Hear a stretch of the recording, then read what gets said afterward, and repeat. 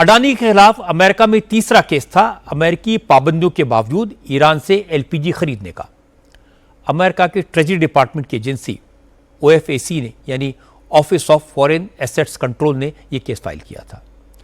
America के treasury department के मुताबिक अडानी ग्रुप ने 2023 से 2025 के दौरान दुबई के एक कारोबारी से एलपीजी खरीदी थी। दुबई के कारोबारी ने अडानी को बताया था कि वो ओमान और इराक की एलपीजी बेच रहा है, लेकिन असलियत में अडानी ग्रुप को बेची गई एलपीजी ईरान से सप्लाई हो रही थी। अडानी ग्रुप ने इस एलपीजी की पेमेंट अमेरिकी फाइनेंशियल इंस्टीट्यूशन से करवाई थी। अमेरिका ने इस डील को ईरान पर लगे प्रतिबंधों का वायलेशन माना।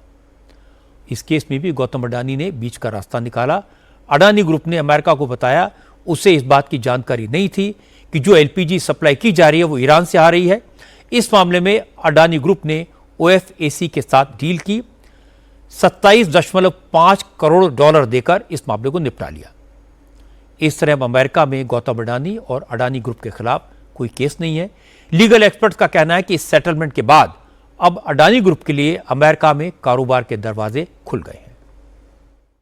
This is an issue which was done by the American authorities. In fact, the Department of Justice in America has stated that they have no evidence and they are withdrawing this case against Adani Group because it would be a waste of money on their part. So the very fact that they have withdrawn the case itself shows that Adani Group is absolutely in the clear.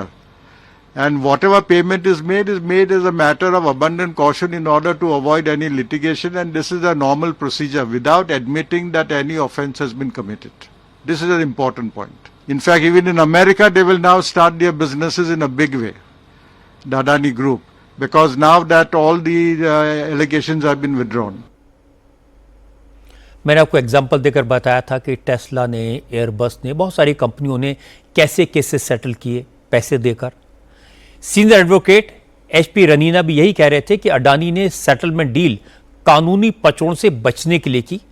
America में ऐसे settlement आम बात है। सारे case खत्म होने के बाद अब अडानी ग्रुप अमेरिका के मार्केट से पैसे जुटा सकेगा, ग्लोबल लेवल पर अपने बिजनेस का एक्सपेंशन कर सकेगा।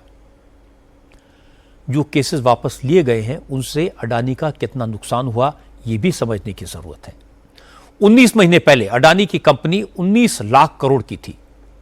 जब अमेरिका में ये केसेस आए तो शेयर गिरे और वैल्यू 7.5 लाख करोड़ रह गई।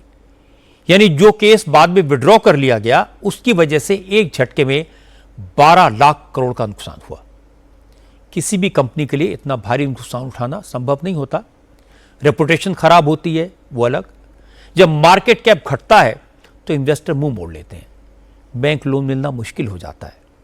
लेकिन गौतम अडानी घबराए नहीं, कंपनियां बंद नहीं होने दी, प्रोजेक्ट रुकने नहीं दिए। पिछले 5 साल में 5 लाख करोड़ का कैपेक्स किया, बिजनेस को बढ़ाया और अब एक बार फिर कंपनी को 17 लाख करोड़ तक पहुंचा दिया। जहां तक गौतम अडानी के कंट्रीब्यूशन का सवाल है, एक एग्जाम्पल काफी है। इस साल भारत में प्राइवेट सेक्टर में जितना भी इन्वेस्टमेंट हुआ है उसका 25% अडानी ग्रुप ने किया है और यह बड़ी बात है।